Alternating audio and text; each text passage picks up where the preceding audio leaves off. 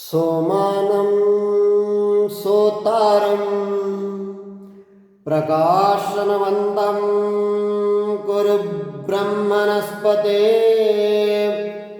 कक्षेवन्तमिव य औषजः कक्षेवान् गच्छाव नौषजौषजः पुत्रौषिगवष्टे कान्तिकर्मणो पित्वयं मनुष्यकक्ष एवाभिप्रेतस्यात्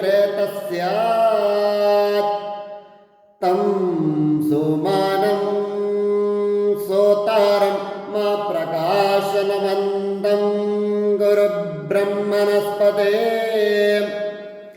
त्र्यम्बको रुद्रस्कन्द्रम्बकं यजामहे सुगन्धिं सगन्धिं सुष्ठुगन्धिं पुष्टिवर्धनम् पुष्टिकारकमिरोर्वारुकमिव फलवन्दनान्दारोधनानान् मृत्योः सकाशान् मुञ्चस्व मां कस्मादित्तेष मितरेष परा भवति शतञ्जीव शरदवर्धमान इत्यपि निगमो भवति शतमेनमेव शतात्मानं भवति शतमनन्दं भवति शतमैश्वर्यं भवति शतमिति शतं दीर्घमायुः।